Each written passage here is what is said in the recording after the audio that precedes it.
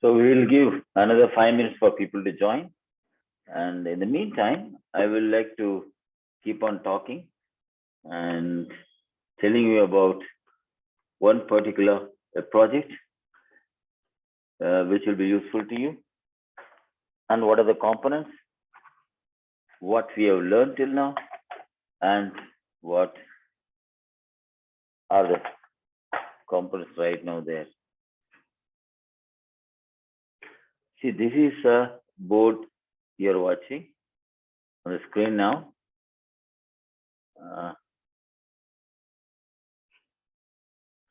I like just 1 second. I like somebody.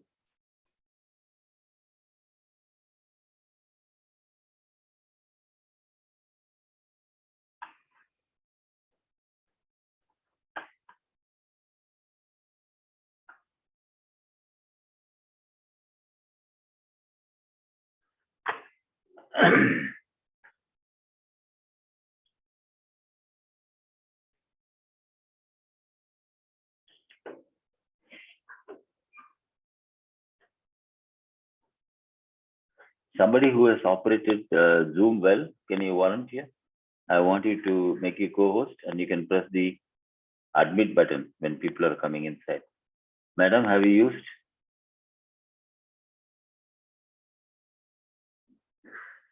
Hello? You're hearing me?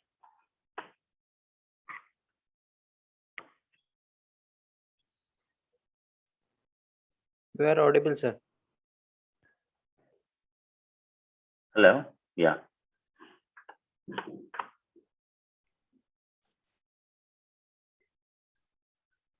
Hello? Now I can hear? Yes, sir. Yes, sir. Yes. Yeah, you can admit them. Okay, sir. Just press a button if it comes to admit. Just press it. Thank you. Okay, now you see one of the boards. I'll just pin it and then you can see it better.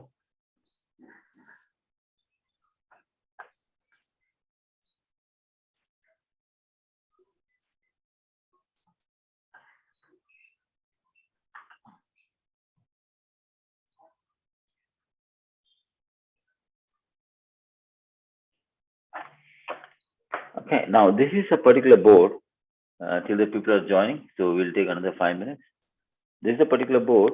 This is I will tell you the board is meant for a napkin vending machine.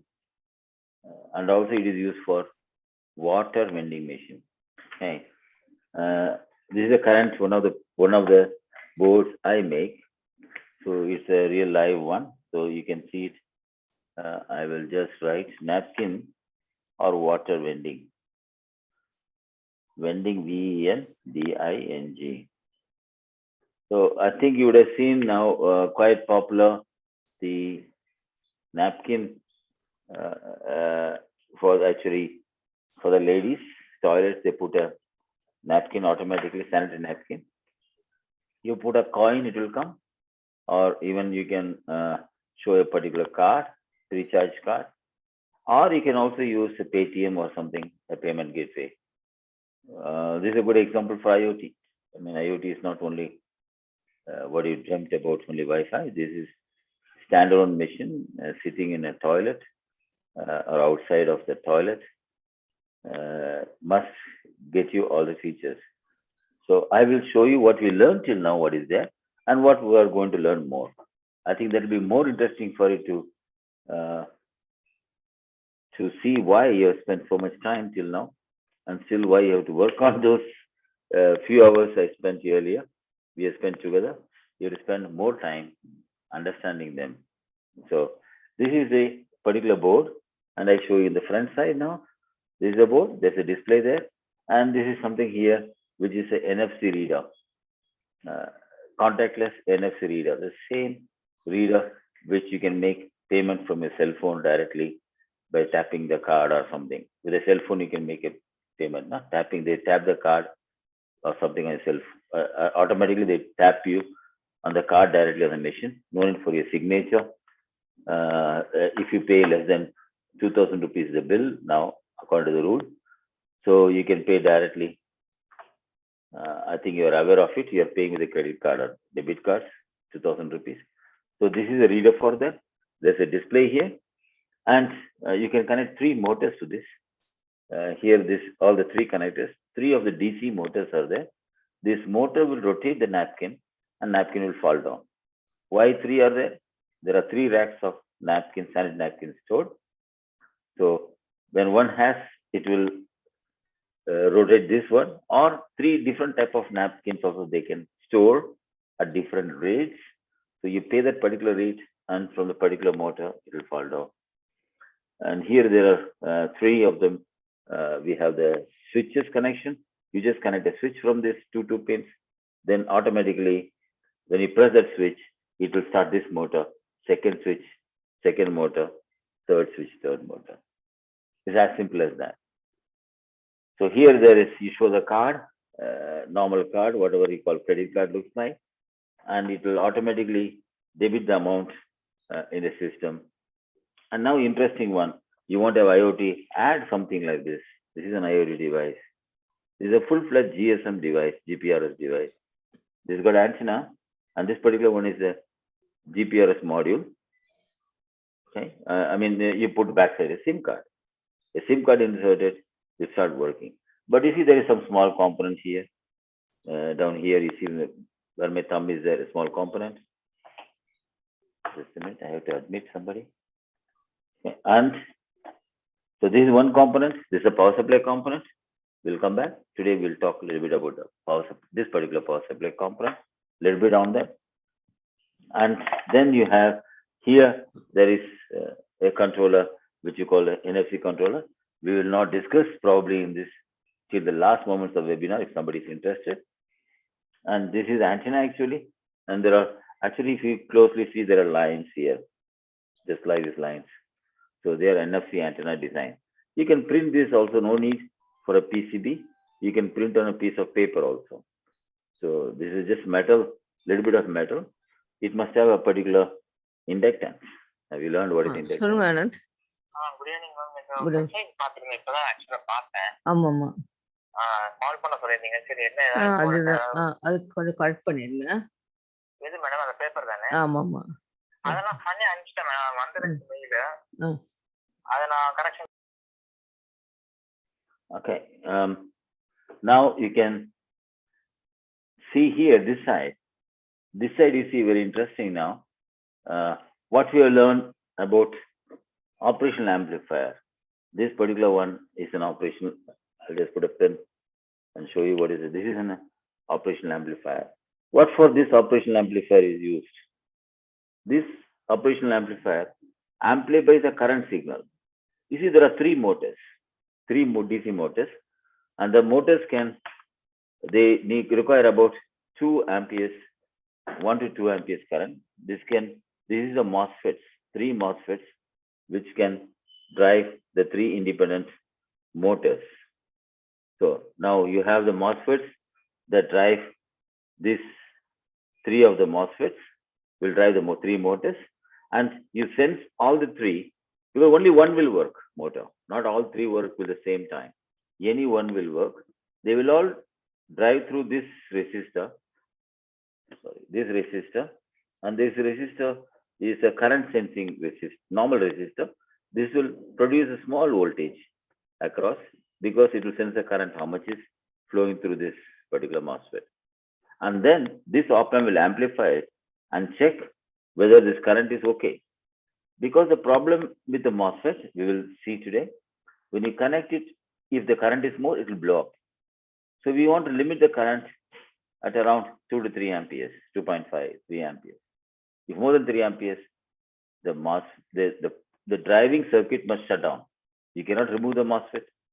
You cannot remove the motor outside. It's not in your hand, but you can shut off the driving signal of motor on. You have to make the motor off if the current is more.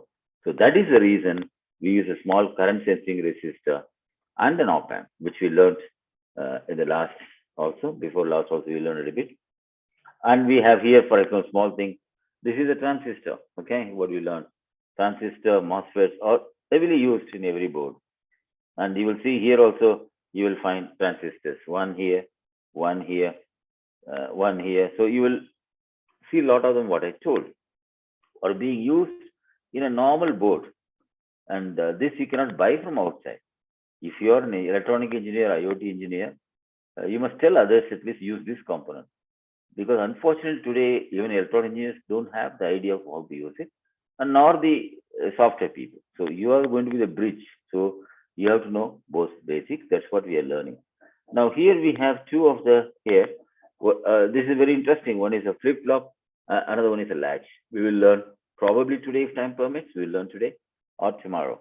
So that's a digital introduction. Now you see here it is a diode. So this particular diode, it polarity protection. It only pass one direction. Here is a power supply which is coming, which is 12 volts.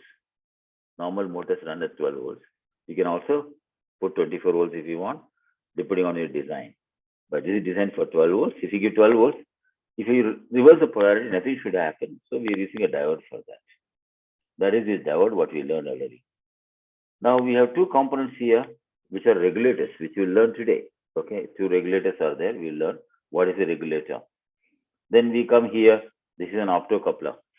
Okay, we just told slightly about what is an optocoupler. This is actually used, for example, you can put coins, 5 rupee coin, 2 rupee coin. There's a coin mechanism which will give a pulse, and that is outside. To isolate the interference, any noise should not come from this particular coin mechanism. We use an optocoupler. And this is a buzzer. There's a small hole will be there. If you remove, this is a buzzer actually, which you see there.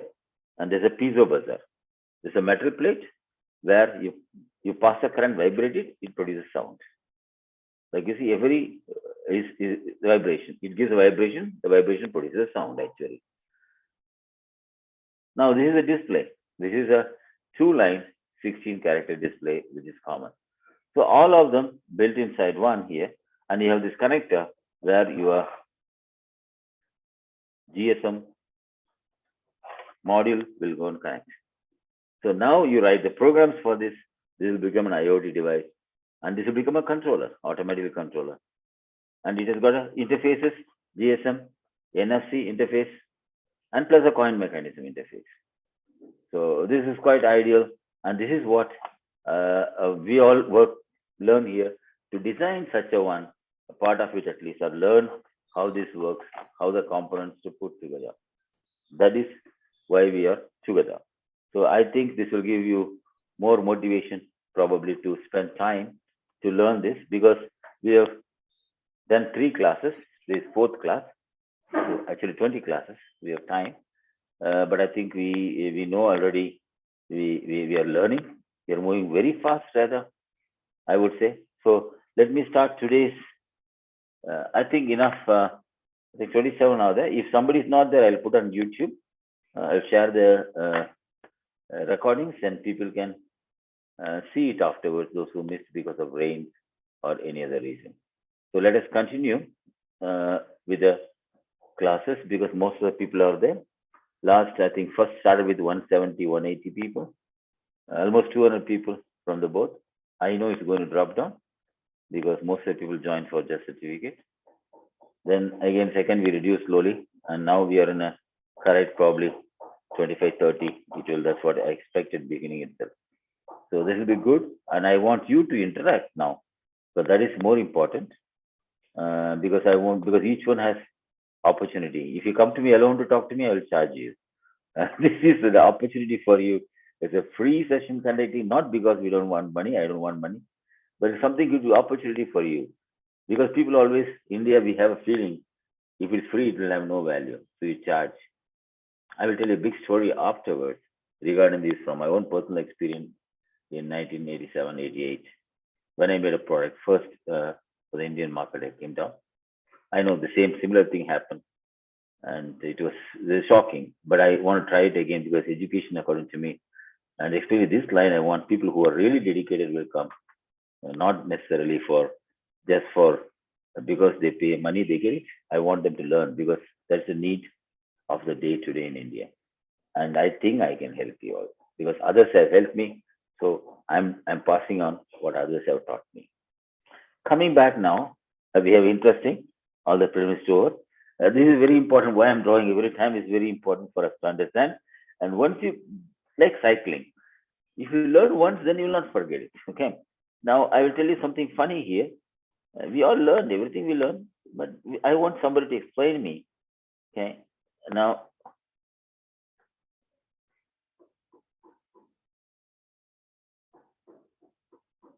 this is a V in.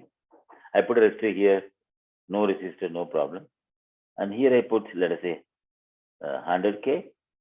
Here I put 10K.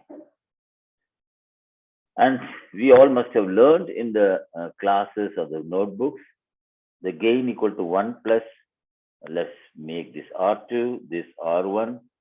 So 1 plus R2 divided by R1. Tell me why. Why this 1 plus comes?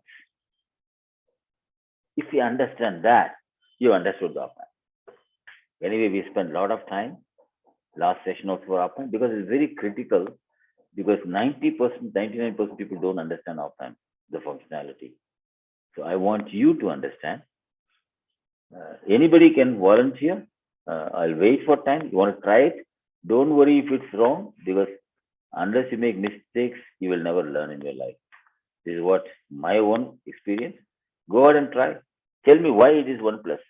How do you justify 1 plus? Assuming here is 0.1 volts. How it is going to be 1 plus? Watch out carefully. This is at the non-inverting input. Okay. In the inverting, here if you give anything, we know they try to balance to 0. If you give anything here, in minus input, if you give whatever voltage you give, it will be reverse of it here. So it will negate and give the output here. Whatever input here in this. So this is the positive. Negative because this is not there. R2 by R1.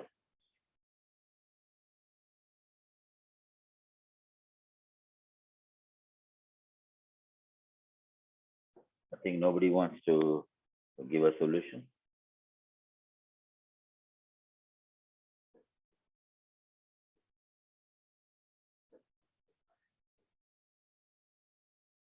Okay, I will give this time again. I myself only will give you, but I think it's so important for you. I expect you to learn it probably in a week or 2 or 3. Learn thoroughly this op-amp. You see the inverting input, whatever you give, this will try to make it 0. The balance of current will become 0.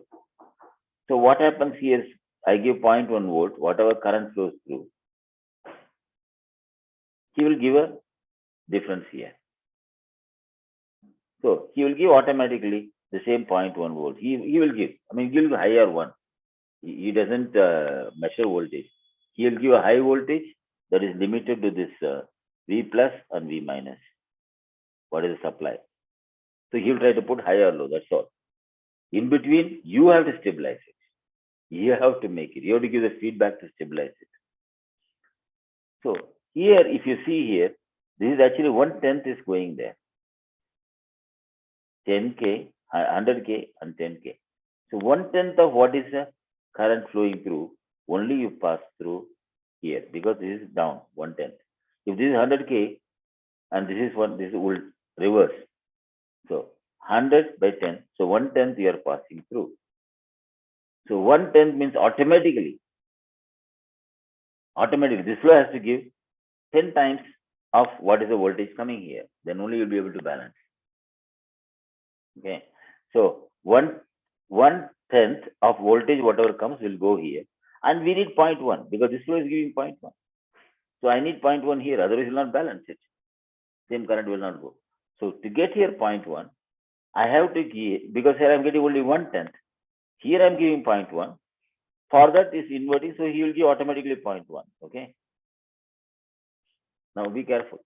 He will give automatically 0.1. Now for this to balance it back, now I have to pump it here, and this is 1/10 only will come here. So I have to give 1/10 of it. So 1 volt I have to give. I have to give 1 volt here. That comes here, and then this becomes only 0.1 volt. So here both are same, so output will not be there. There's no more current will flow. So that is how for positive of 0.1 plus 1. So that's equal to 0.1 plus 100 divided by 10 or 1. So that is how we say 1 plus whatever the voltage coming here, 1 plus R2 by R1. So again recall the op amp try to balance these two inputs. Balance these two inputs. In the previous case we saw the example like this here plus 2 ground we put and we put here a resistor. This is what previous example we saw 100K and 10K.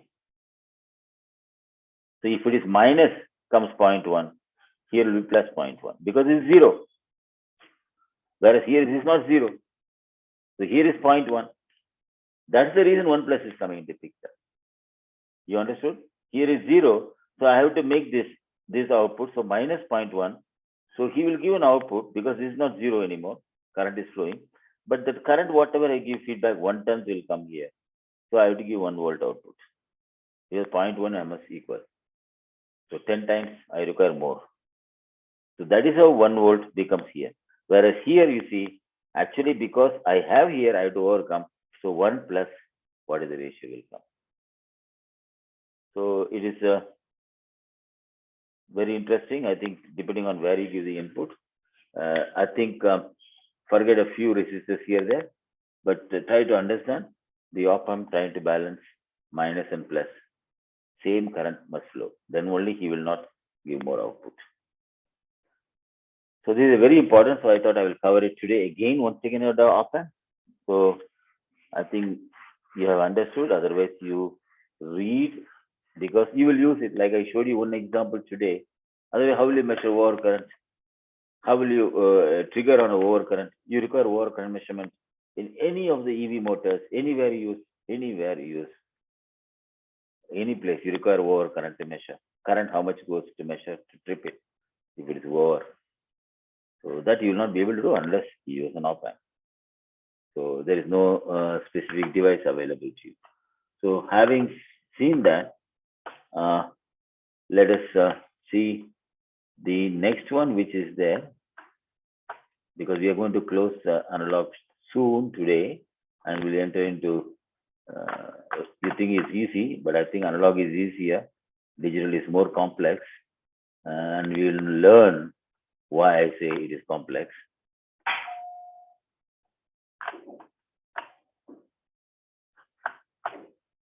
You have to hold on a minute break I need.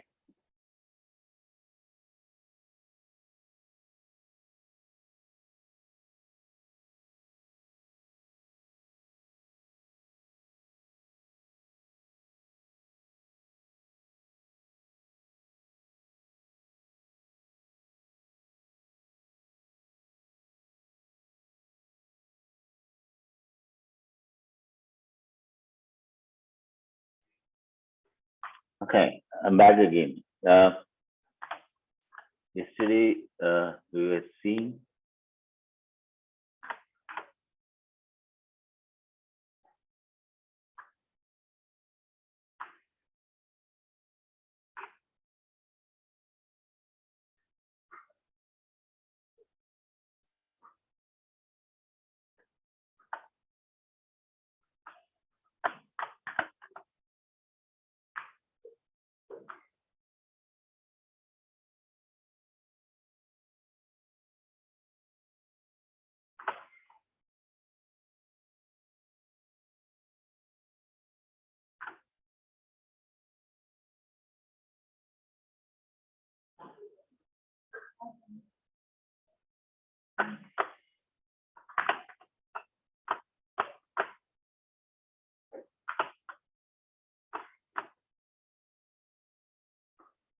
just hold on a minute, bear with me.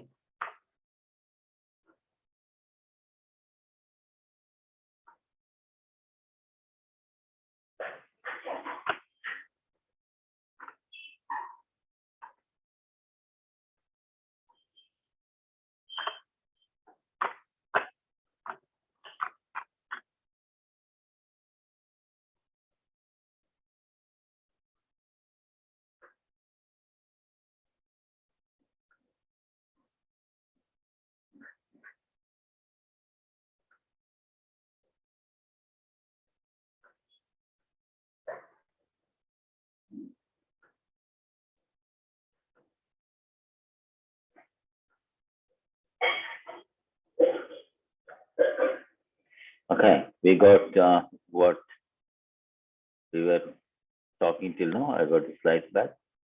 We learned operational amplifiers. Just now was the event. Next, we come to the very important power supplies. Power supplies. Why do we need a power supply?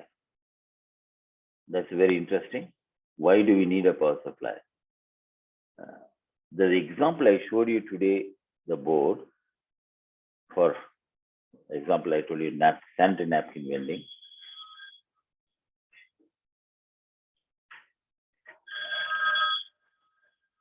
You have to hold on for a second.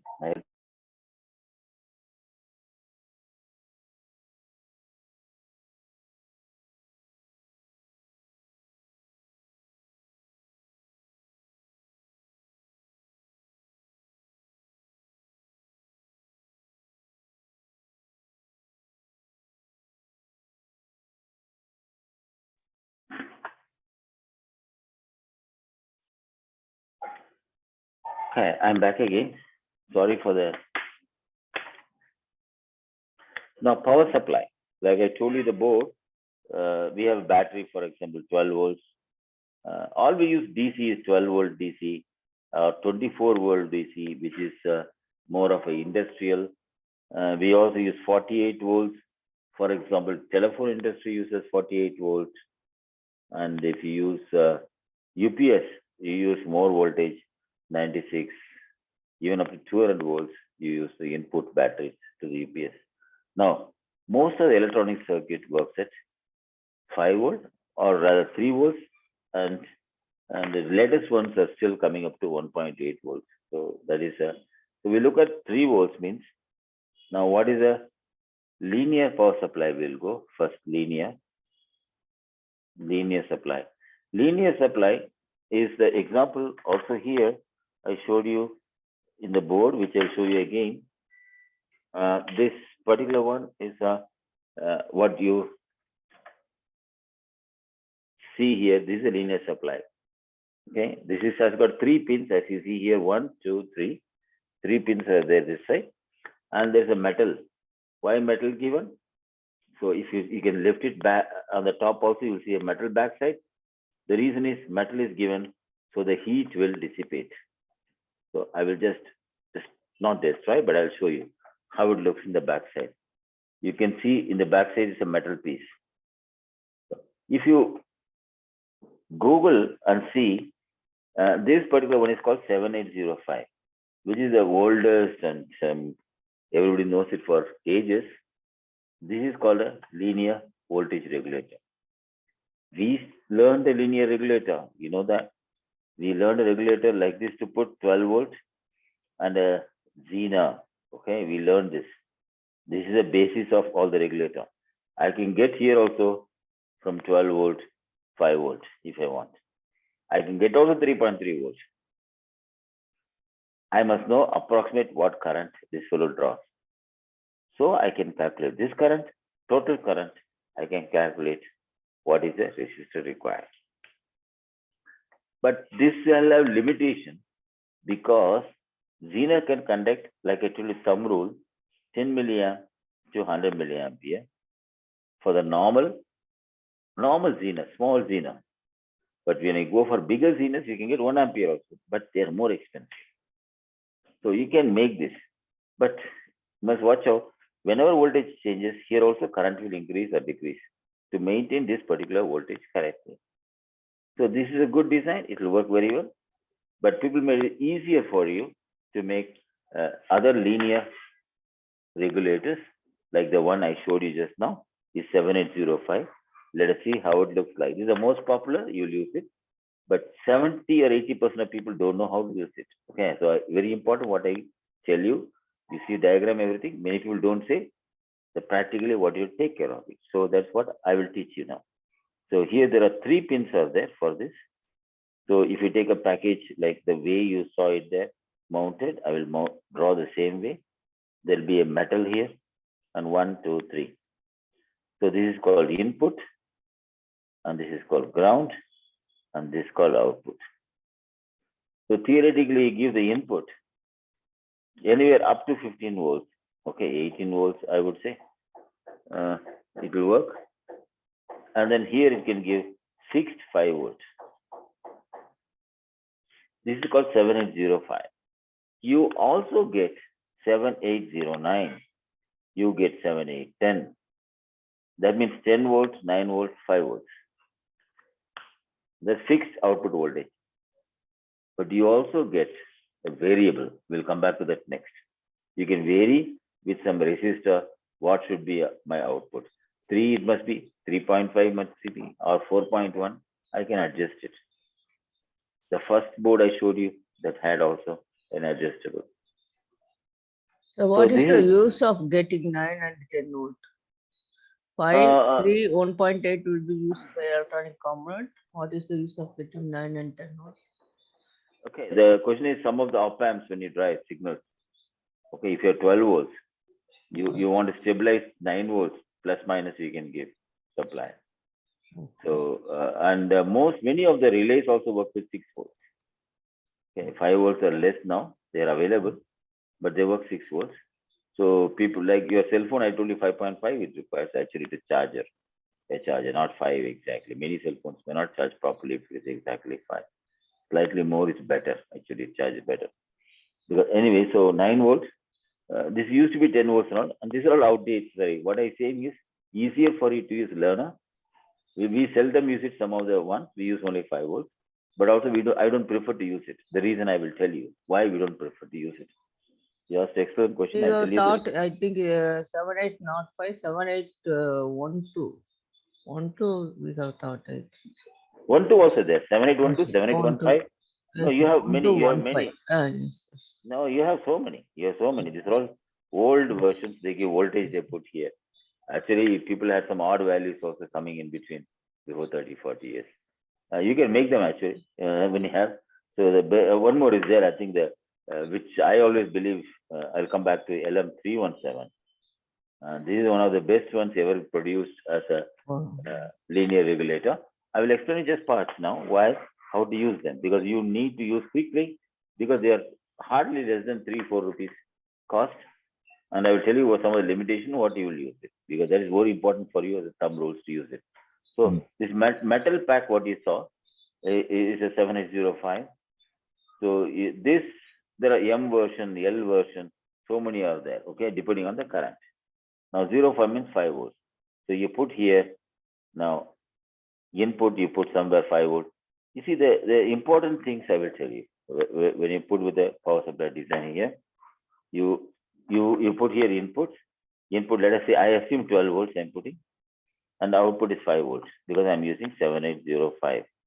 So I will have here 5 volts, and here is the ground, center point what I'm talking. Actually, I should use 2 capacitors here. Depending on your CPU speed, normally it's good for you to use 100 nanofarad. Both of them is a must. It's a must, very close to the pin. You must do this capacitor. Very close, because this will stop the whole nonsense coming out of this. So, and if you ask me how close, I would say probably within an inch time, within an inch place. Normally, we put still much closer to that. This is a very small capacitor, high frequency, it will stop. I told you 100 nano is excellent decoupling capacitor, what we call. Is excellent for most of your circuits. Then input, you need some capacitor to put, because you need, you see, voltage regulator will variation of the voltage, he will keep the fixed output here. Okay, and variation of the current here happens, still he will give the fixed voltage here. That's a reason why we need a power supply. Now, for example, normal circuit 7805, when you use somewhere about 100 microfarad is good. You can use it, but this should be, if it's 12 volts, see, capacitor 2 ratings are there. Ratings is defined in 2 parameters. One is a capacitance, second is a voltage. So if it is 12 volts, never use less than 25 volts. The capacitor, you write 100 microfarad, 25 volts. Okay, now you must put a plus minus, because it's 100 microfarad, it goes automatically electrolytic capacitor, or plus minus polarity. Non-polar is difficult to get 100. You can, but nobody uses. Very expensive. So polarity, plus minus. This is non-polar, 100 nano you can use. because decoupling ceramic capacitor. Now you come here, output, depending on the load you put, normally this 100 should do, maybe you can use even 47 microfarad, also good for you, depending on how much load it comes, how much variation. The thumb rule, I would say this normally in industrial application, I will go to 470 to 1000, this particular one. These are important figures for you. When something fails, nothing works, then you will know, look for it. Somewhere these values will use, depending on how noisy the environment is. And here output 4700 normally should do. And this you see 7805, the one I showed you with a metal casing, and that is having 1 ampere current. It will not go more than 1 ampere. But the problem is, very simple rule we learned from the first lecture, 12 volt input, 5 volt output. Where the hell the 7 volt disappeared? Bloody hell, it went to the heat. So the whole 705 metal casing will be conducting, will be dissipating the 7 volt of pressure, 7 volt at 1 ampere. That means 7 watt. So practically 1 ampere drop with this will be very, very difficult. Even though this can conduct 1 ampere, you will not use it because you need a very huge heat sink. This much, almost this much size heat sink you require.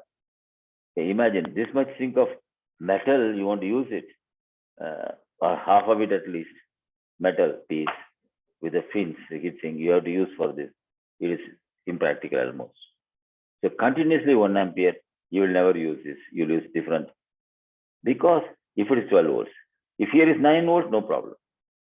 Sometimes we do that. Madam asked the question. Sometimes we do that. We reduce from 12 to 9, 9 to 5. So the heat sink also reduces to 2 small sizes. So packaging will be easier. People do it. Many times I have seen people do it. Or another intelligent way of design. When you want to talk 12 volt, you don't put here. You put here, but this is a bit tricky. You put a big resistor. Okay, now again here put 10 watt resistor and put here 12 volts. And calculate on the current, this will come somewhere about 7 volt or something, 7.58 volts. Because there is something called minimum voltage difference must be there. If 5 is required, you cannot give 6.5. Why I told 12, 12, 12? Sorry, you could have used 6 volts. It will not work. It requires 7.5 minimum. Okay, this regulator requires minimum 7.5 input to guarantee 5 will come out. So that much it requires. And most of these linear regulators have this limitation. Now, so this linear regulator, standard linear regulator, they have this limitation of drop voltage. So minimum dropout voltage. Normally, I think 2.5 volt will be safer for most of them. You want to go less than that, you have low dropout linear regulator. They are called low dropout linear regulator. They go, they are also available. They go up to 0.6 volt, 0.4 volt, even 0.3 volts. They are expensive, but they are also available. They are multiple times than this normal ones. So depending on this, you linear regulator. So now what we learned in this short time, linear regulator we use to reduce the voltage so that the devices or components using low voltages can be provided with a supply from a high voltage. The difference of the whatever the power, because the voltage you're reducing, whatever the difference goes escapes in the form of heat. So that is something of you have to take care of it. You cannot run away from that heat. Heat is the biggest problem to manage in the circuits. People forget it. Most of the experienced people forget the heat dissipation. So this is one. Now you will argue. I'm having one more question. How do you choose this capacitor range? Any calculation is there for filtering system? Yeah. There are many mathematical formulas you have to go because for Farad, yes, many are there.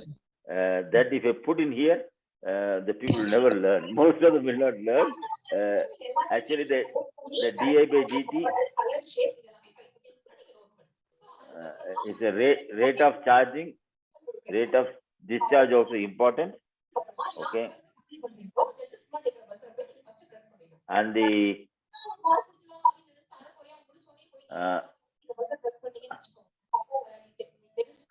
somewhere always there's a problem of with the capacitors. When you look at it, capacitors you also must remember. They, for example, this electrolytic capacitor, right? Electrolytic, they can have plus minus 40% or plus minus 20 is the best you will get in the market tolerance. So they are not excellent in the tolerance. So, but the electrolytic, see, you must understand very carefully which capacitor you're going to use. Are you going to use the electrolytic? Are you going to tantalum? Are you going to Miller?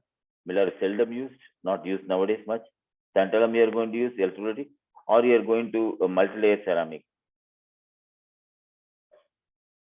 or you can use a foil type or whatever you call. I call foil type, but they are used for high frequency stabilization.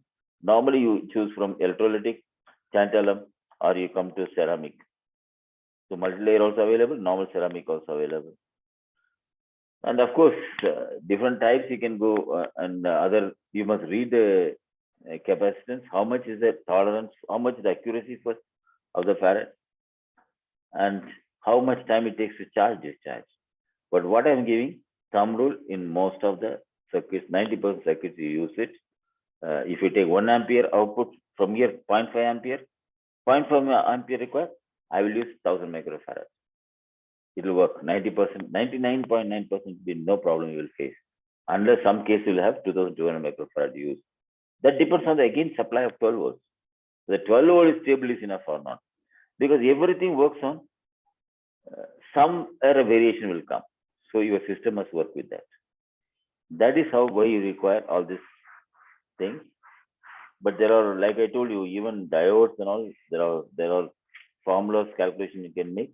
But remember, whatever formulas calculations, they all almost come close to your thumb rules, what you have, very close to the thumb rules.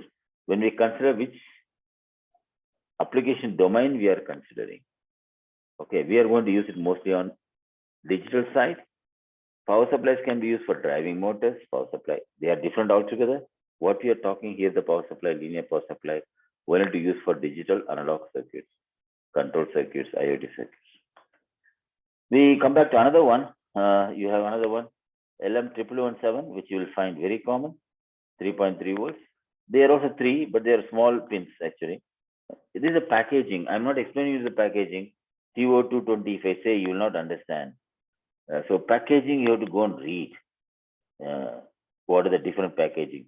The one 7805 is TO220, what I showed you. This is a TO220. Okay. And this also has different variation. And the another one small ones has a SOT 223. SOT 23 is the smallest package available. Still finer. So different type of package names are there. How the same component is shown to you differently. For example, here, this particular one is TO220. What is the bigger one? And the smaller one, this is 5 volt regulator, and this is 3.3 volt regulator, the small one, TO223 package. So why we use a package? When we use this package, I will not get 1 ampere. This particular one, you have to see again the manufacturer. Today we will see how to read a data sheet also. So this manufacturer, you have to read and see maybe 0.6, 0.8, sometimes 0.7 ampere. You see output of this particular small device. This follows is 1 ampere. But the same package, if you use LM317, a variable regulator, variable voltage, output voltage regulator, that will give up to 1.5 amperes. So these are all very small, critical, but I think you need not understand. As a beginner, you need not understand. You follow what I told you very clearly. I think you will see some of the examples only with this. Most of the boards are available. Most of the boards, the ICs, what I say is Google Karo, you will get it. You'll get anywhere to buy also to use it. I'm purposely using them So because you are from different places, whatever it is, you can get it yourself instead of coming to ask somebody to supply it. So we will come to the next one. Another interesting is, okay, you told me 12 volt to 5 volts, total 7 watt, 1 ampere means 7 watt, will get very hot. So where 7 watt is going? My cell phone also I'm talking, it's not getting, it's getting hot, but not that much hot. So how will I solve the heat problem? So that is called the switch mode power supply. This is, I don't think you'll become master in this few minutes. I'm going to teach about or SMPS, what is called. You're not going to be master in SMPS, but you will know how it works. I want you to understand how it works. That is more important than that you can design afterwards as you want. You see, now there is a high pressure hose is coming here. Water is coming with a high pressure, very high pressure. And there is a bowl here, and there water is being taken out. There's a tap here. Somebody takes the water out. They opened and taking the water out. Assuming the tap also open. It is open. So water is coming out. So they'll put a bucket or something to fill and take the water out. Now the question is, this particular one, water is so high pressure. It's a high pressure water. And he wants to have only this much pressure, water to come out. So pressure, for example, here I'm talking about 50 volts. Just an example to say, nothing wrong in it. Here I call 5 volts. So you have you imagine there's a bucket, small bucket like this coming out, small lota, small pot or something like that. And this is a hose which you are going to clean, or high pressure water is coming in the car, everything. So if you keep on all the time, this will get overflow, fill up. It will damage. We don't want that to happen. So what we will do is, you will press, suppose here is a pressure hose, pressure or on off. So you on that for just for 1 minute time, off it. Then again on for 1 minute time, off it. 1 second time, sorry. This is all 1 second, assuming.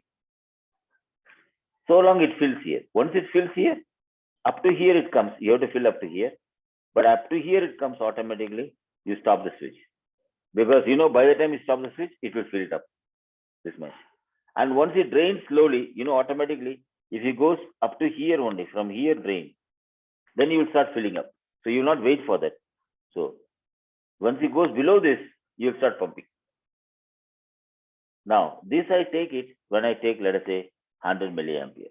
That means I have a tap open, small level, not full level. When I open full level, I may have to pump this instead of 1 second, 2 seconds. Okay. This is one example I'm telling. If still I open completely, maybe I require more, then I have to open this up much longer time. But I need not open all the time, because this 50 volts I will get. I don't want. And the current also. Whatever is the current goes, I want to maintain the voltage here at 5 volts. So when the current is drawn more, voltage will drop automatically. I have to refill it to maintain the voltage. I have to refill the height of this pot, so that he will get the correct height and correct rate. He will get liters per minute. He will get correct liters per minute. If it draws more water here, then I have to fill it faster. So depending on how you rotate. If you understand this, you understood SMPS. If you not understood this, don't. Now, this is 1 second or more. I will explain you the technique. You have to press this high pressure jet on, off, on, off.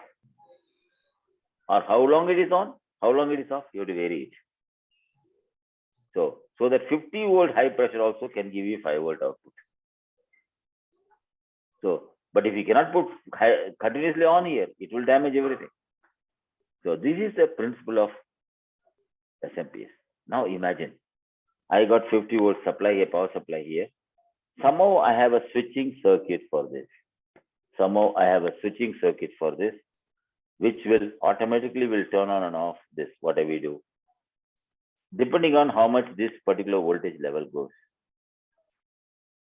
So I need a feedback from this. Watch out these words, what I use, very important.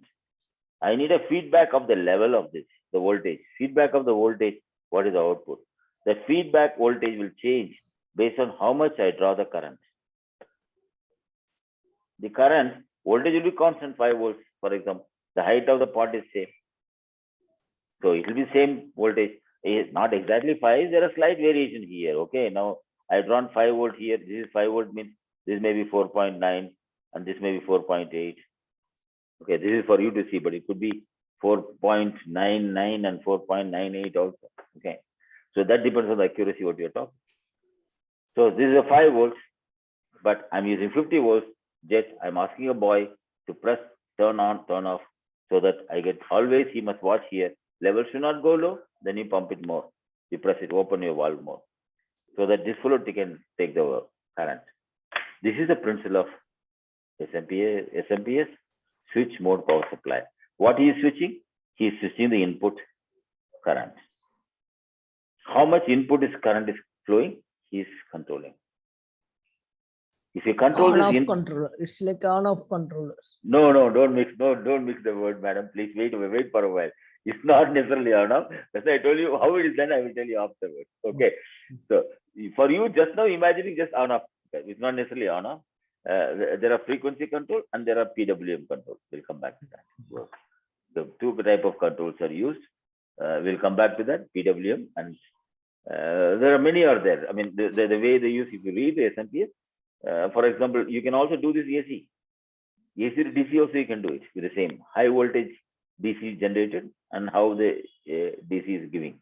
Like your small lights and all, I will show you the example of light.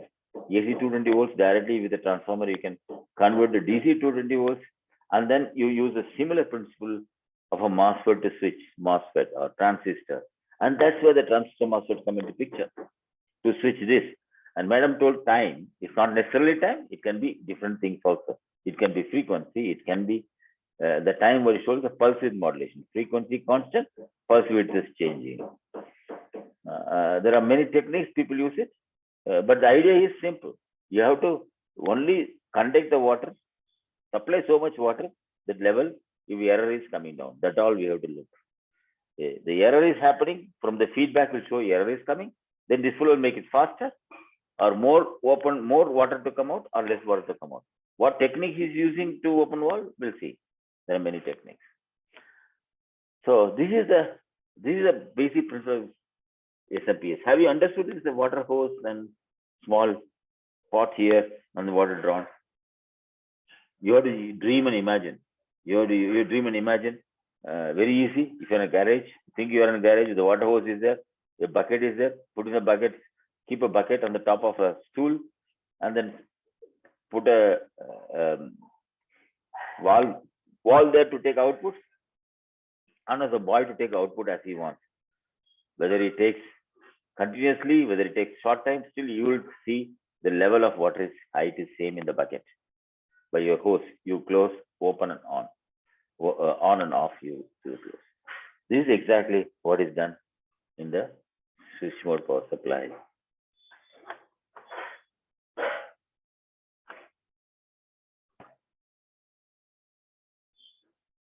Now, the linear regulator, what we saw, switch mode power supplies look like that. You see here, they also have heat sinks. These are all the heat sinks which I talked to you about, the heat dissipation.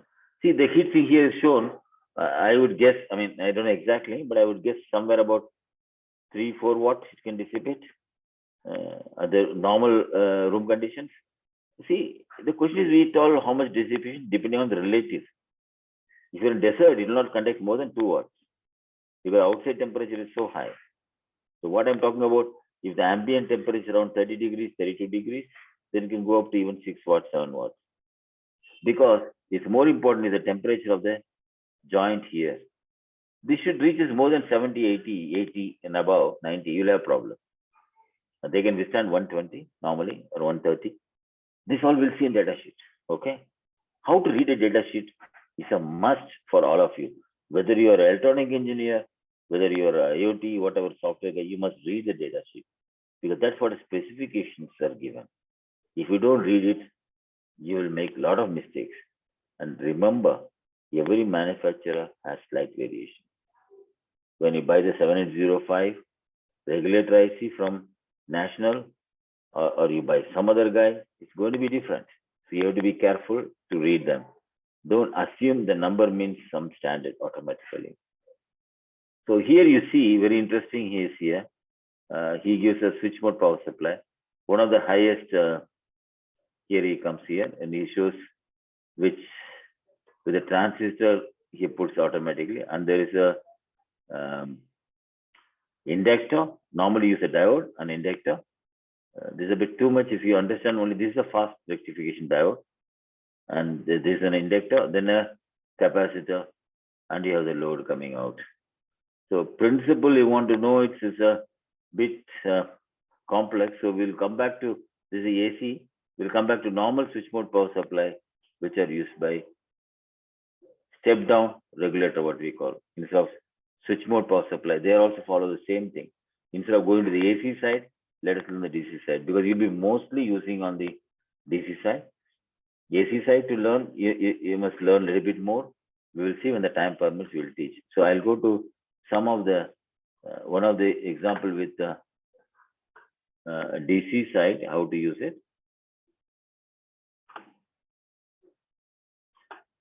One of the most popular, this also you will Google, I'm sorry, I think again the same thing is coming.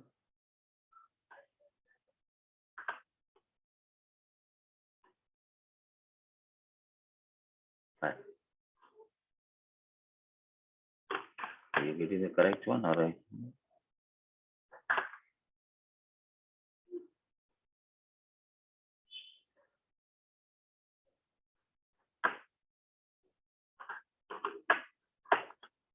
Yes.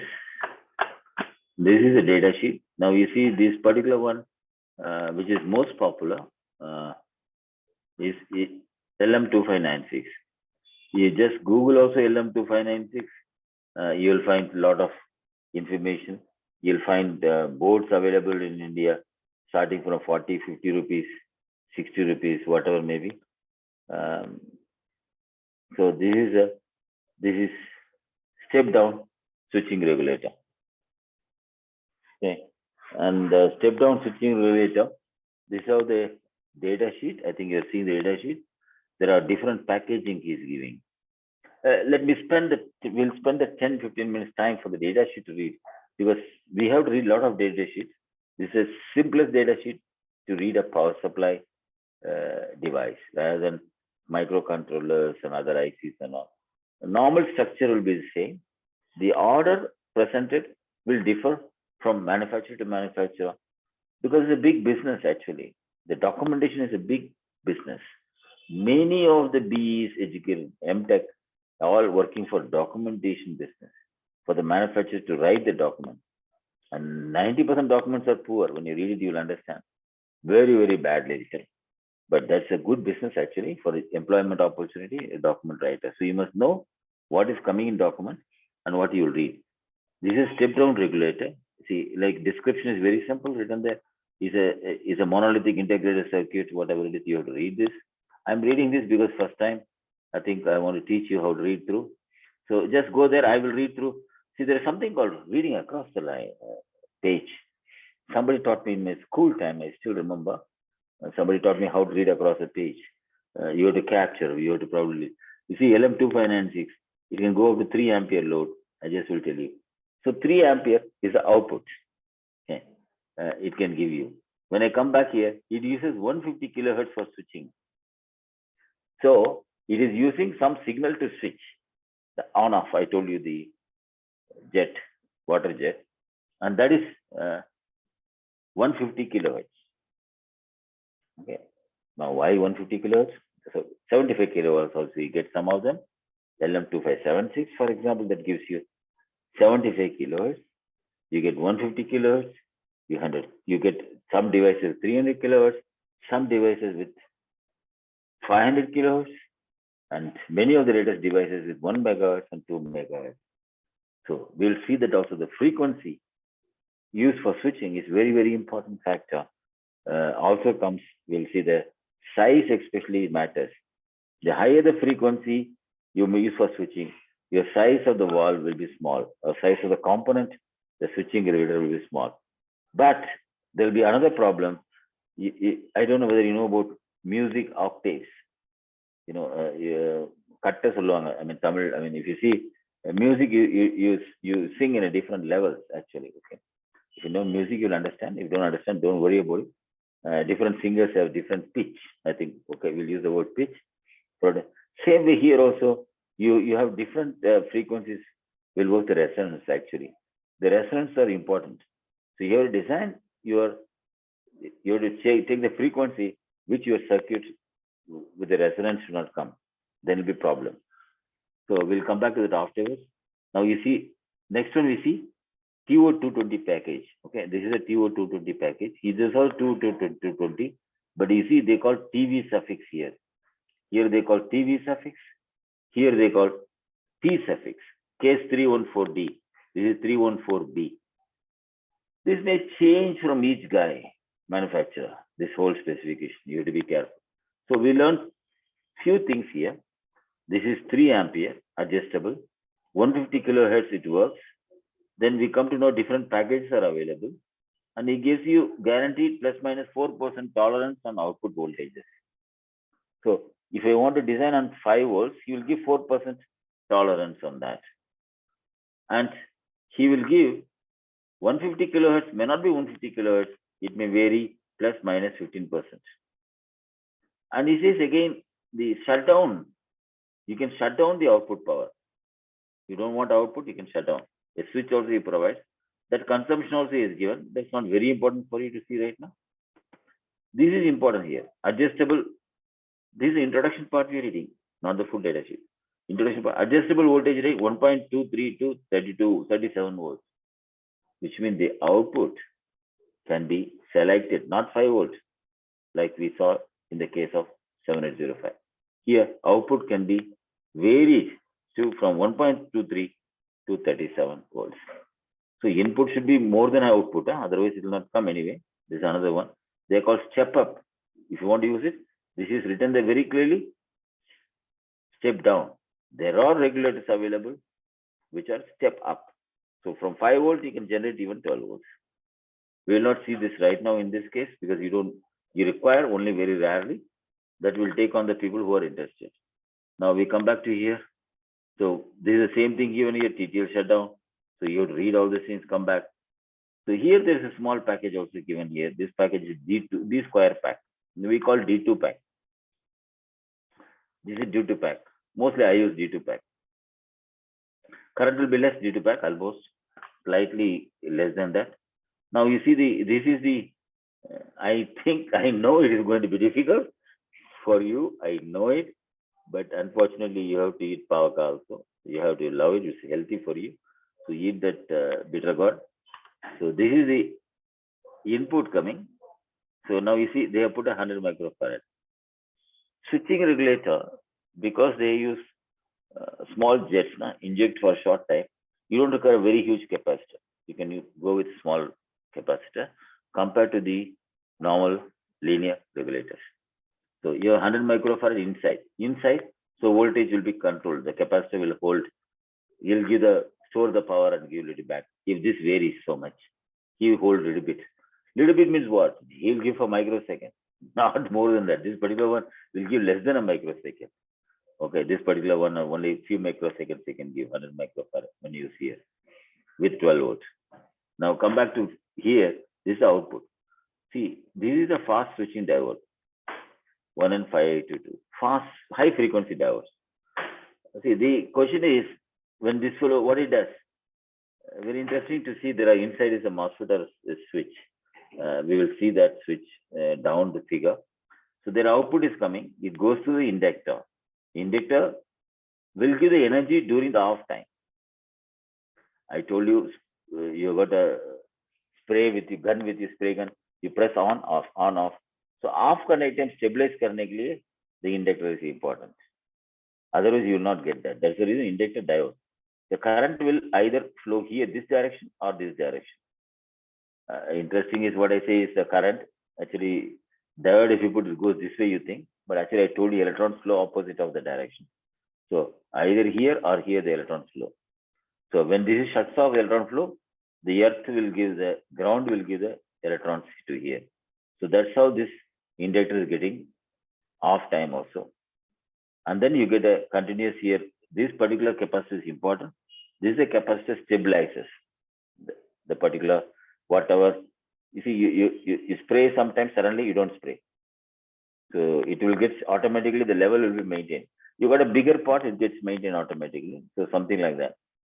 So then important thing is the feedback. You see, this is the feedback which goes back. This particular resistor, this is output. From output, you see funny thing, 3.1K and 1K. Now what happens? 3 here, 1 here. So 1/4 is the voltage will go back. This is 1 and 3. So total is 4.1. Out of that 1. So if I give 5 volt here, this is 5 volts multiplied by 1 divided by 4.1. That voltage will go as a feedback. So based on the feedback, he will decide whether to switch your output faster or slower. Now this is a block diagram they give you. Here they show you how it works out. This is a feedback. You see, now we see voltage divider, very clearly voltage divider. This is the output voltage, take it. And then this is the voltage feedback. When the feedback comes, he finds what is the error, output error with what is required. And then he puts a latch. We'll learn that latch. I hope today is scheduled, but doubtful. But let us see. Otherwise, we'll take it next session.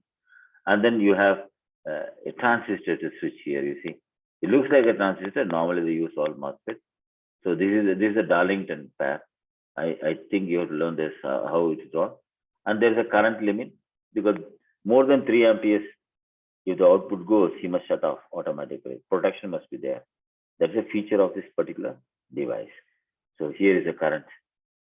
Now there is a regulator he has got, 3.1 internal regulator. And he will come back here and see this is the output coming here, and he has put the same diagram here. Now come back and read here.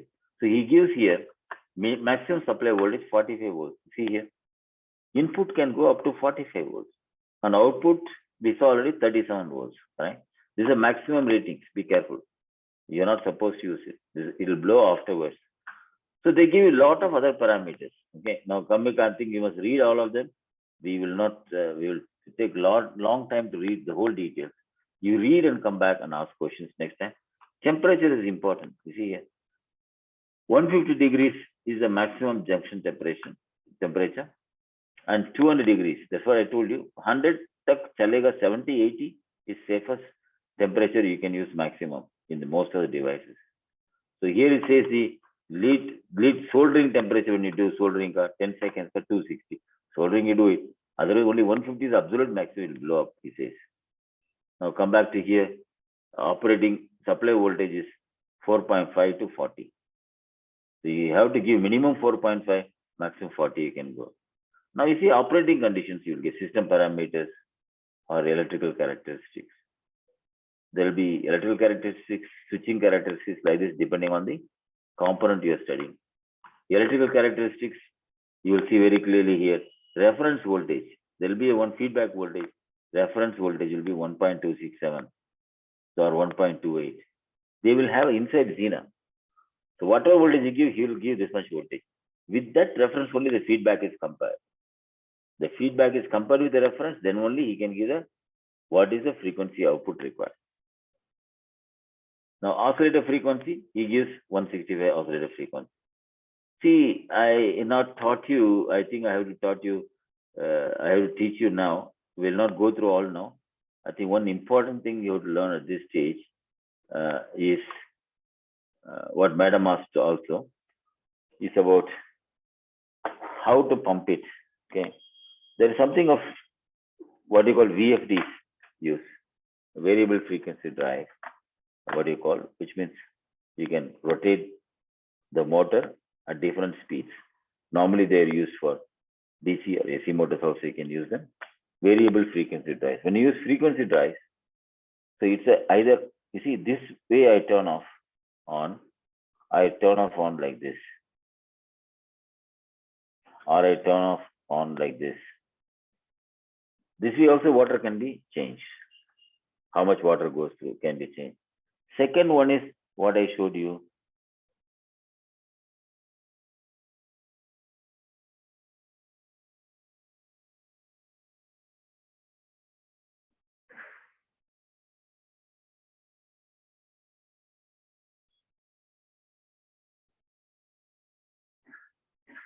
Now watch carefully. This is very important. Last week we learned about, this week only, phase angle and reverse phase angle in AC. In DC, you require something called, this is a pulse width modulation. Important for you. There is nothing you can do with your IoT or control of motors, whatever it is, without understanding what is PWM. It's impossible. This is a frequency. Whereas here frequency is same. Here there is no frequency, doesn't change. Frequency is this to this time. They are same in all three cases. Frequency is same. The width of the pulse is changing. That's the reason pulse width modulation. Most of the words when you read the electronics, they are self-explanatory. Only probably we don't spend much time to read them properly. We see pulse width modulation.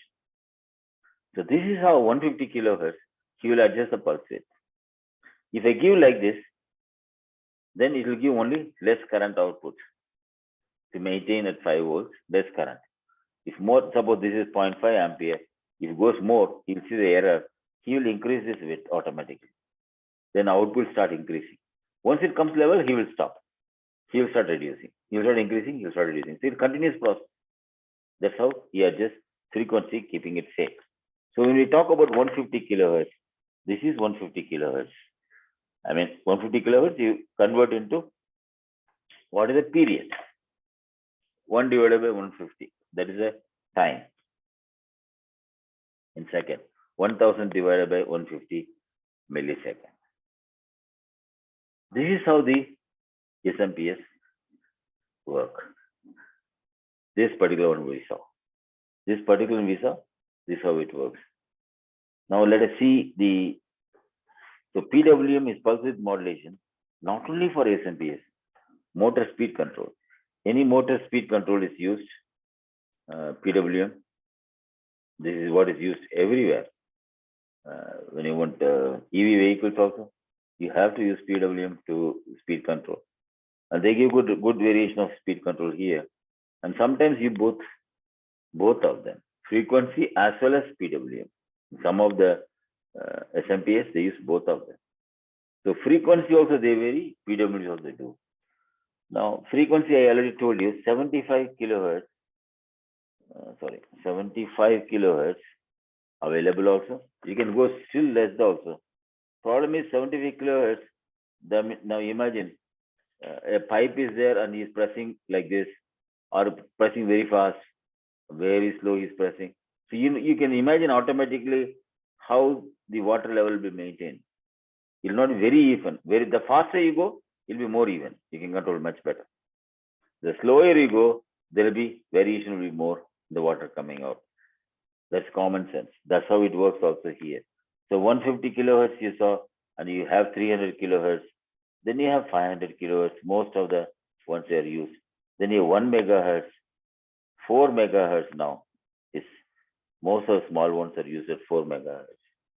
What happens? This is very small, compact, because very high frequency it pumps. It's very good. But the problem is the output also will carry the noise. Okay, you have to be careful. Output will carry the noise also to the extent. Compact. With this higher is the decreasing size of inductor. Size of inductor is money. Size of inductor decreases. Efficiency to an extent is a question mark. They based on how PWM accurate, how it's accurate. Efficiency can go up to 95%, starting from 70-75%. That's about the efficiency. What do you mean by efficiency? It's very interesting. Very interesting. Now, this is important for you to understand. In the normal one, you have, let's say 7805 case, there's an input output. You have 12 volts and you have 5 volts. So the loss is so high. 7 volts you are losing in between here. That is 7 volt loss. So where the hell you're going to calculate efficiency? So if you take here, let us say 1 ampere, output 1 ampere. You have to give 1 ampere, you have to get the output 1 ampere.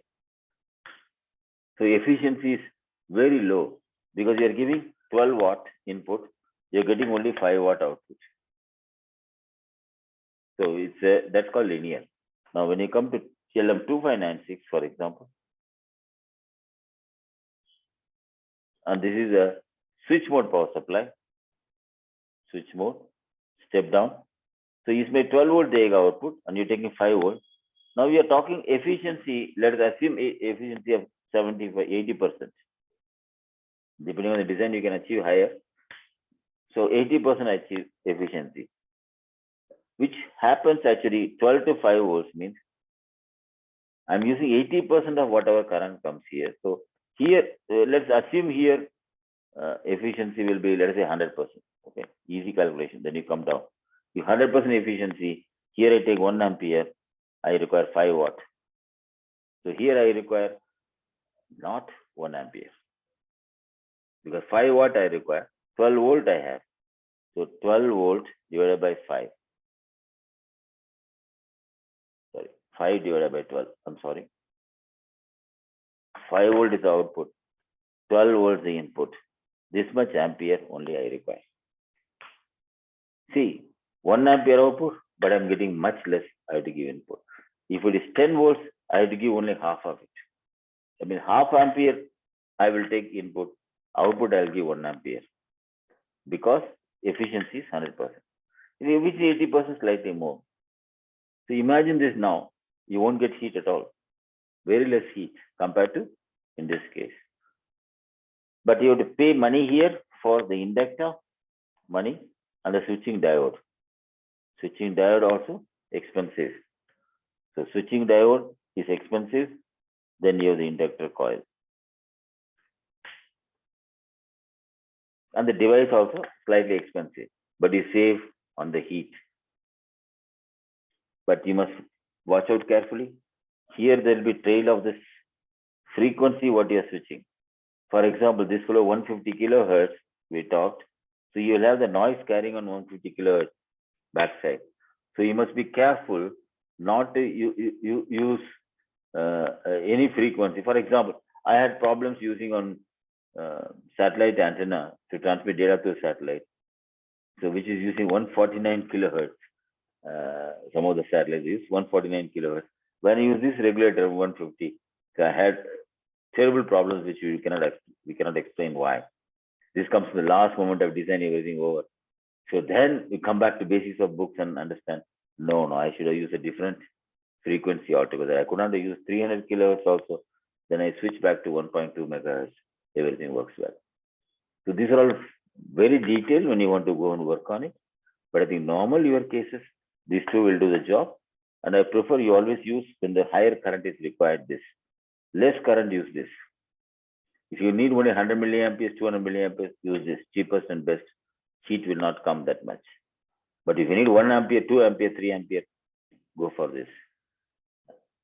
This is what is recommended. So now you understood basically about why we need SMPS, why we need linear power supplies. You know, most of the time the problem comes in the electronic circuits only because of power supply.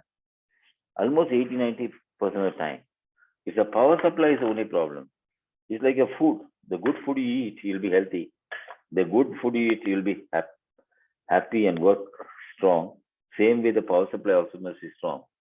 So I think you should give time for power supply more than other ones. Now, let me see whether you people have any questions. Then we go to the next one.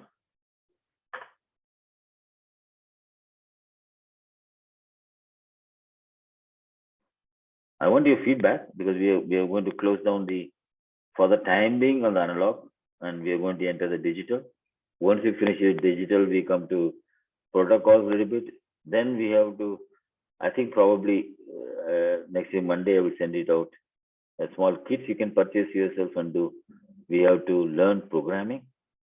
Unfortunately, you learn programming, and we'll see how to make it simpler for you to understand how to write programs and have confidence to learn afterwards. Then we have to decide on who all want projects. We will design the project. So this will be the flow, and in between a lot of stuff will come. But programming will has to start probably in the next 2 weeks. And before that, we learn rest of the basics and learn something programming principles before you have a kit to work on it. I think the easiest one I would like to use is either ESP8266 or ESP32 for you. You can get the model easier. I will tell you where to buy around, or you can Google, you can buy yourself. And you should know a little bit of soldering. You should pick up a little bit of soldering. Wire it's a must for you. And those who do the project only, this others don't worry about it. Programming, of course, you require to learn that, and you need of course, a laptop or a PC to work. That's all I think. Then we try to decide which area who want to do which project. Somebody does with the GSM GPRS, then you have to learn a little bit more about it.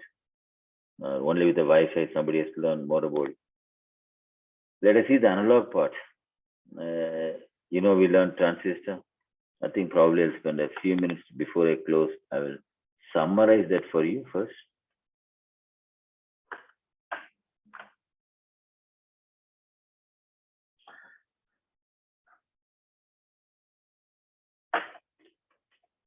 Okay, now where you will use transistor, I'll put this way. How will you use transistor? So easier for you. This is a microcontroller or whatever it is you have, device comes signal out.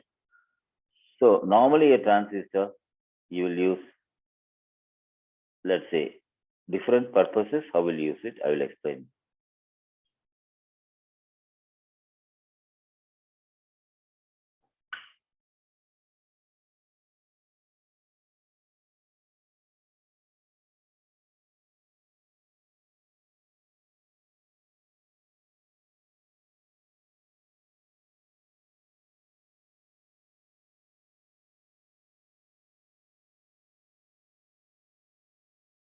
Now, this I shown you here is a relay circuit.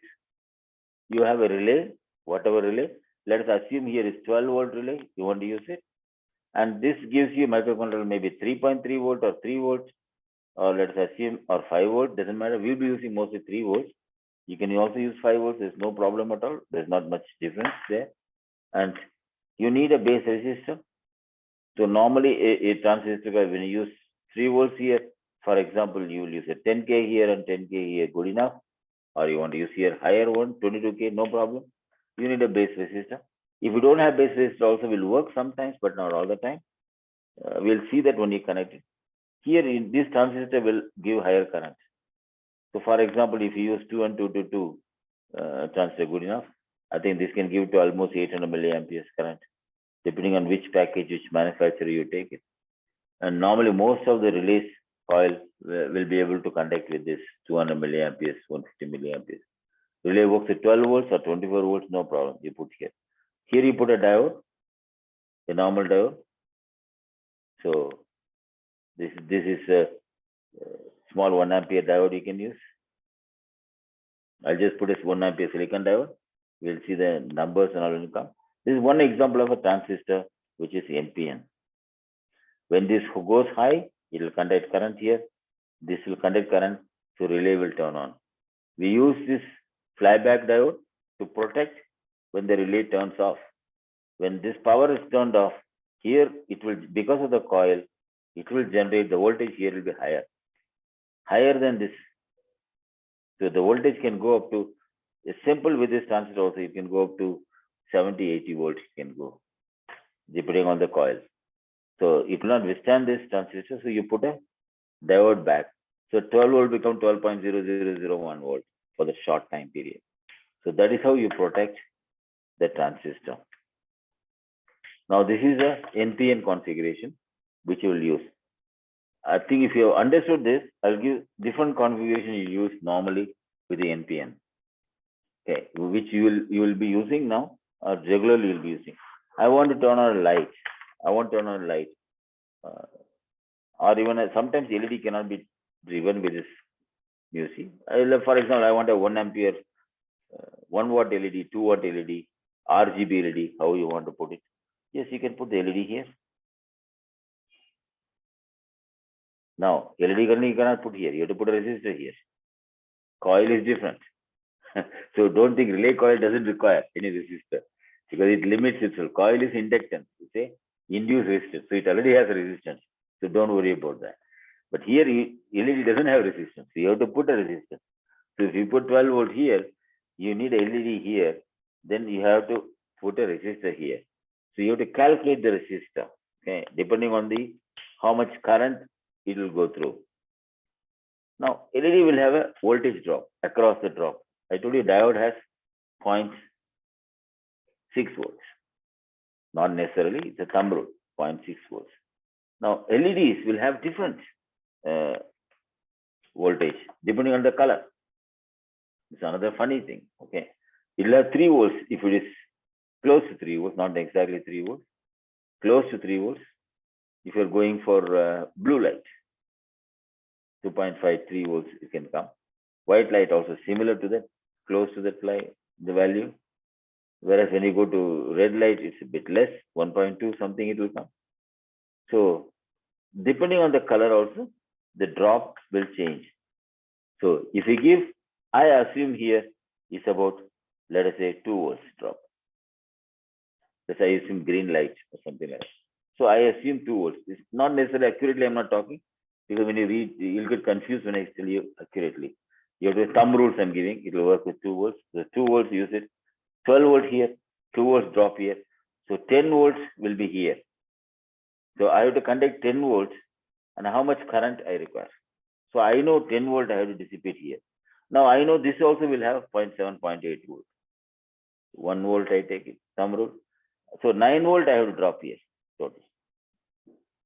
How will I drop 9 volt across this resistor? So depending on the current. So normal LEDs can work up 10 milliampere, normal small LEDs. Bigger LEDs, you have to know whether it takes 50 milliamperes, 40 milliamperes. Some of them take 40, 50 milliamperes. So if it is 40 milliamperes, you have to calculate this resistance, 9 volt and 40 milliamperes. Then you will know automatically how much is the resistance you must use here. So this is important in almost all, not necessarily bulb, whatever you want to use it. You must calculate the, unless DC bulb, you have 12 volt bulb or auto bulb or something, then it's this coil. So you will have resistance automatically. You can connect 0 to 12 volt. But all of the devices, you cannot connect to 0 to 12 volt. You have to put a resistor here.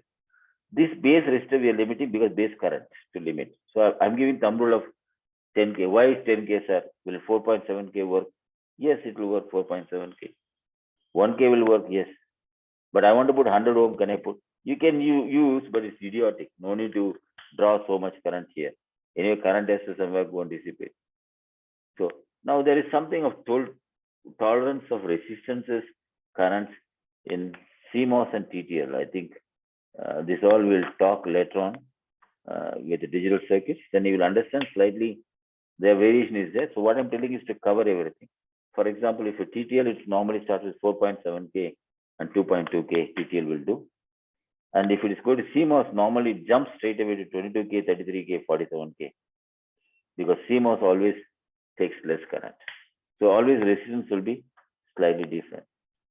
Let's not worry about that. Right now, let's come back to the main of understanding what is the transistors. What we learn is a first one of the few examples. You have to know this configuration.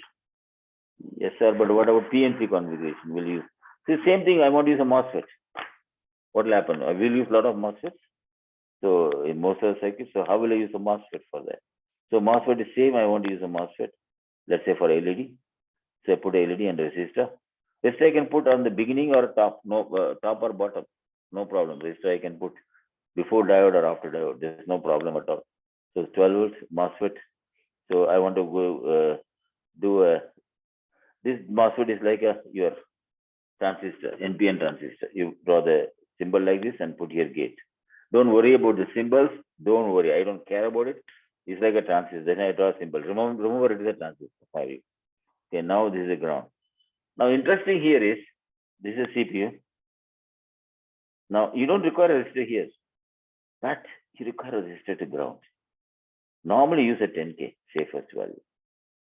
See, any MOSFET you want to drive, because MOSFET floating, without this, even a slightest current will trigger it. Because voltage triggers the MOSFETs. It doesn't need any current. Whereas in transistor, we need a current trigger.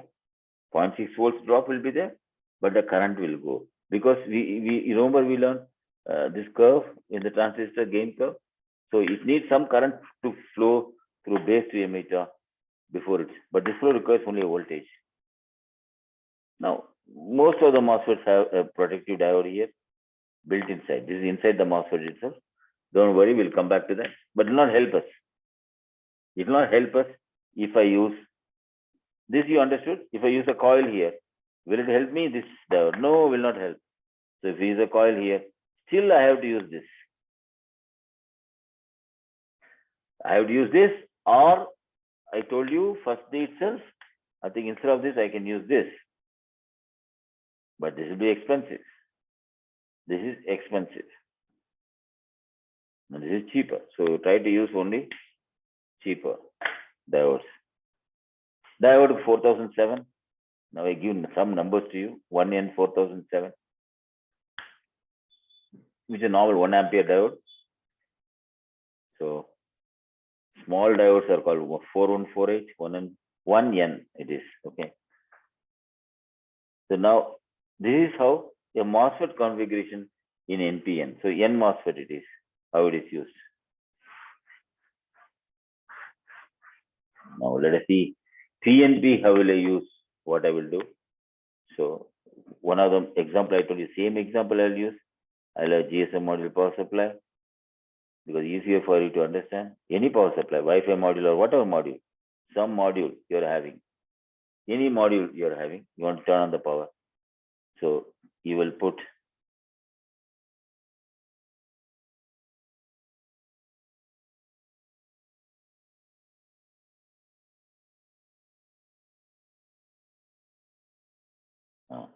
this becomes too long.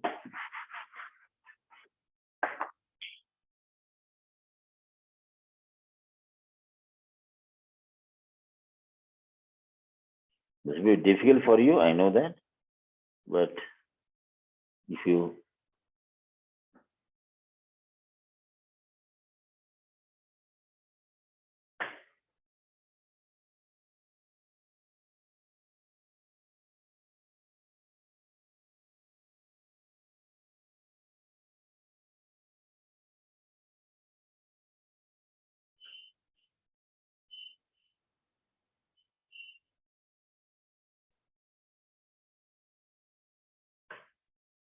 X voltage,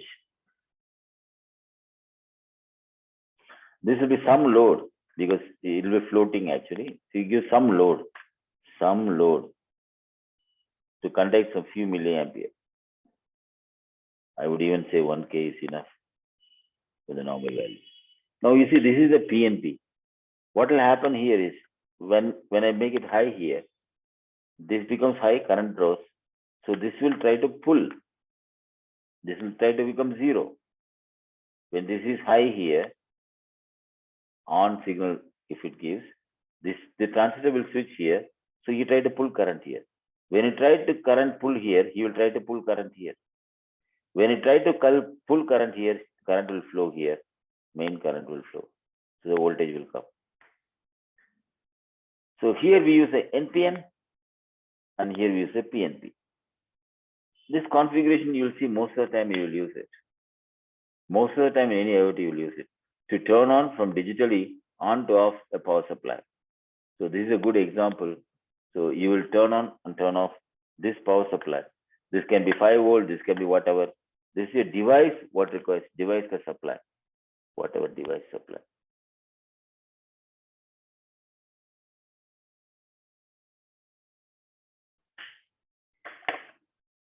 So this is what we learned, the transistor. We already started, we discussed about what we learned in op amps. Enough we are given. I think I'll give a few minutes for you to ask questions. Then we switch, we start the topic of slightly tomorrow, the topic. Any questions you people have?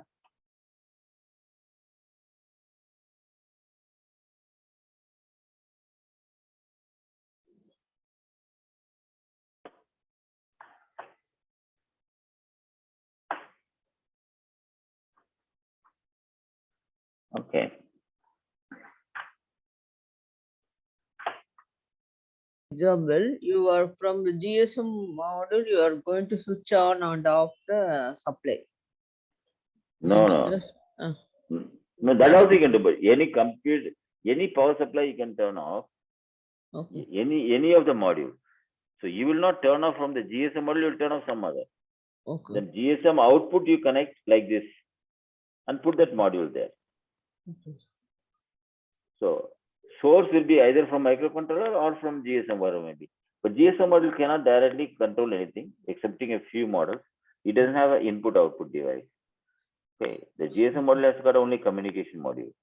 Okay. So your controller must communicate with that, and controller must output. So you want something from cell phone, you want to turn off something. Your controller will read from the GSM module what data comes from your cell phone. Then cell phone will output on off to the device. Okay, that is how this works.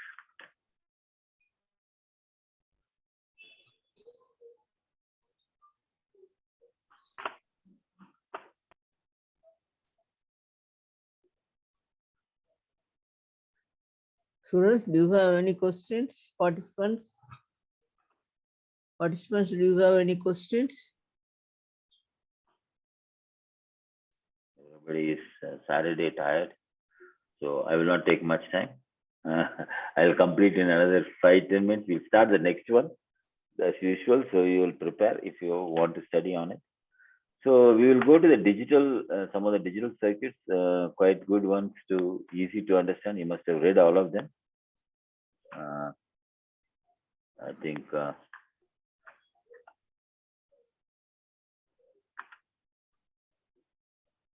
Okay, now you see, digital first we call as this you must have first learned already.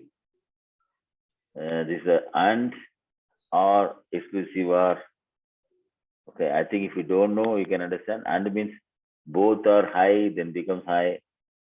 NAND means both are high, becomes low. And here OR means any one of them high, becomes high. NOR means any one of them high, becomes low. Exclusive OR means both should not be, see, either this or this, both should not be one. That's called exclusive OR. One is one, one is one, one and one is zero. That's called exclusive OR. Exclusive NOR is just opposite, inverted there. So normally you will use this also, and AND is very common you will use. And you can also use with the two diodes. You will learn all these tricks, I mean, later on, slowly. But olden days, we use discrete ICs for all this AND and digital. Nowadays, we use it still slightly. For example, the transistor I showed you NPN in the last diagram, there's actually inverting. Okay, now inverting, you'll have another symbol is missing here anyway. Sorry, inverting the symbol you know already. We have to learn about this is very important flip-flop and latch. Like I showed you the board of napkin vending and water vending board. Water vending is a board, the same board is used for dispensing water, 5 liters, 10 liters, 20 liters water in villages. When you give 5 rupees, it will come 10 liters of water, 10 rupees, 20 liters of water. So that particular board does that all the job. So that also has a latch. Even though controller is still it has got a latch. Because when the current flows, it has to latch that. Current will flow only for a very short time. I must immediately stop the MOSFETs, otherwise they will blow. Within microseconds, I have to stop. Not even microseconds, much less than nanoseconds, it has to stop. a MOSFET will blow. Transistor will not blow in nanoseconds, but MOSFETs will blow. So that's the reason we have to use a latch there. And a flip-flop, you should toggle it to reset again in a flip-flop. This is very easy flip-flop to understand. I think flip-flop, the word is this side or that side. So when yes will become no, no will become yes. So this is very interesting for you. I think you can read this is from small basics actually. And flip-flop, if you understand, good. And your latch, different type of latch, D latch, I mean, same way here, D flip-flop, JK. So same way, latch also comes from that. Latch means what? There are some activity happening at a particular time. You want to capture that level of that particular wire, high or low. That's called latch. For example, current you are going on seeing. If the current goes high, so it automatically will freeze that. It's high current. So that freezing is called the latching. You will latch at a particular clock signal. So there are different latching operations are available. See, for example, here you can use only 595 is actually shift register also. So very interesting shift register. You'll have a clock. I don't know whether you have studied shift registers. If you don't know, then tell me. I will tell you principle of shift register. It's very useful for you. With only three lines, you can go on outputting data as much as you want. Very good for displays. Very good for even driving. For example, shift register used even in lift controls, if you really see it. So you don't require, you can go very high speed with a small. So then you have the counters. You have to read about counters. Counters, we use external counters too. For example, here the input comes here, and then this digit over, then it goes. These are digital, what do you call it? You see, BCD cascade counters. This, I think you can refresh these things by yourself probably. I will be teaching you next time about this multiplexes, demultiplexes. They are important, but very easy. I think if you can read it, you will save time. So several inputs are there. I want to select only one. For example, different sensors are there. 5 sensors are there. I want to select one sensor. This is an analog. In digital also, here 4 of the input are coming. I want to read one after another. So I can select these 2 or 0, then this will be selected. If this is 1 and this is 0, this will be selected. So I can make with 2 lines, I can check this output. What is the status of this? So less lines I can, 2 is okay, but sometimes you see 3 to 8, 4 to 16. 4 to 16 is very interesting. With 4 lines here, you can select 16 lines. So your number of lines required reduces. But you will not use much of digital multiplexes. Power supplies we use sometimes digital multiplexes. But then we don't use digital multiplexes much. Analog multiplexes, yes. Heavily we use, very heavily we use. Then you have demultiplexer, opposite of our multiplexer is a demux. Then you have, this is something you have to learn, oscillator. I didn't teach you also RC oscillator. You can make only with resistor and capacitor oscillator. I would suggest you to read about oscillator because it will take time to understand. This is one of the basic oscillator you can make with the 2 of gates. One particular gate chip with the inverter, you can make a oscillator works very well. Most of the now controllers have oscillator, but you require many times outside oscillator. Many times, for example, do you want ultrasonic, you want to work on it, you have to make an oscillator outside. So until you learn about oscillator. So at least make a mark on it, oscillator. You can learn by small digital circuits and you can read and understand. I don't think it will be difficult for you. So let us, I think we'll start covering isolation is important. So we'll cover from tomorrow. So I will stop as usual 10 minutes before. So we will have open questions, what is required. Anybody has questions, you can ask.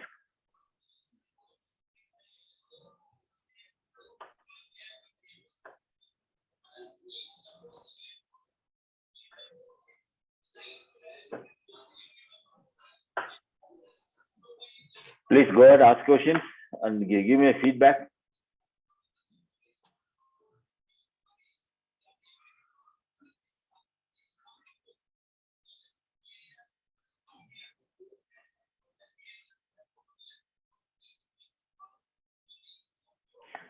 One Participants more. can ask questions. If rain is too much, we can postpone this week. Now, one more week we can take off because I want people to not to. You can ask the students probably in the our group. People want because till now not much lost. Today also not much covered. Only basics I repeated many times. But next classes when actually programming when you start, I think people should be there. All the classes and they will learn faster. We may not require. Actually, we are given more classes than required to cover up for such type of things. So, depending on the students, how the feedback is there. We don't want to, if they understood, we don't want to waste time on repeating same thing. Unfortunately, I don't get the feedback from any of you. So it's difficult for me. So I have to guess and go. And I repeat things several times, which I find is a must for you. So Please put in the chat box. Student participants put in the chat box.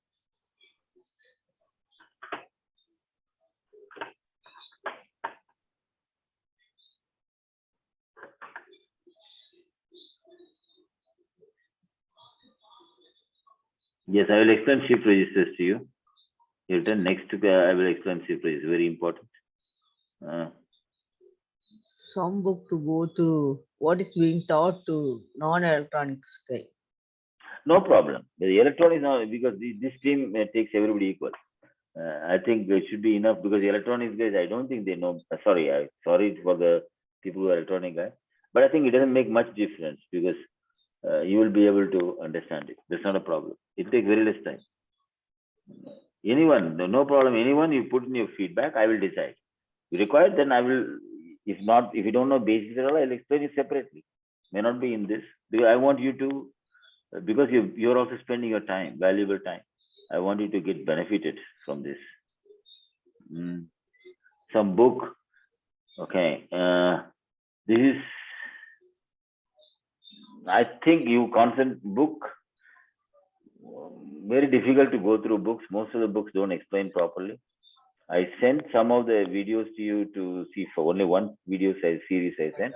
I will try to see some more videos and send you. And I think book, actually what I taught you till now, that you make notes, if you make the notes of it and revise and tell, I think should be enough for the first level. Once you get the boards hand-on and working, you will know. Because electronic students also third year now, they not learned much. I know my own daughter studied electronics and I think it's not much they learn. So don't worry about that, those who don't have the idea about electronics, because books when you touch, maybe you'll have a problem of reading the books and you'll run away from learning this also. Some of the books are very tough. Let us see that. I will send it. I think good. So we will. Any suggestions? Anything?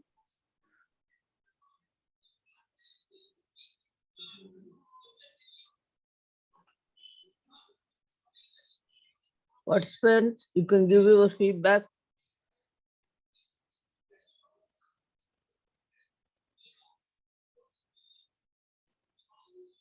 You need not read too much back. The ones I taught you only read, because it'll be too much. You have other work also study. I understand it's very, very difficult.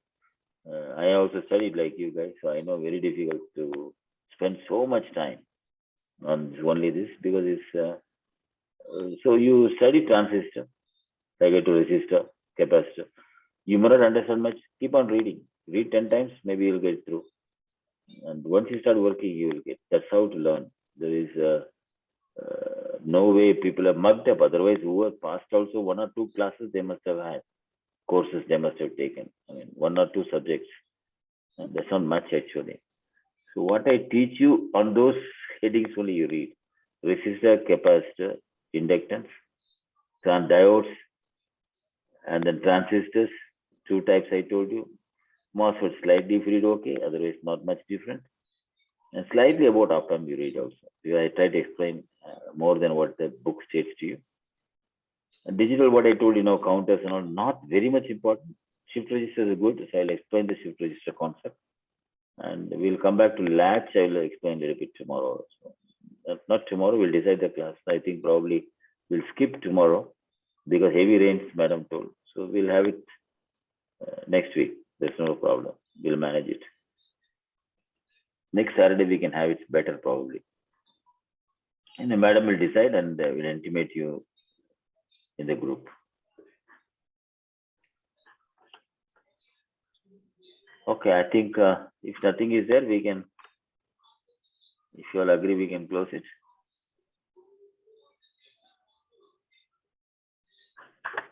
Okay. Participants? So, Okay. okay. Thank you. Thank you. Thank you. Thank you.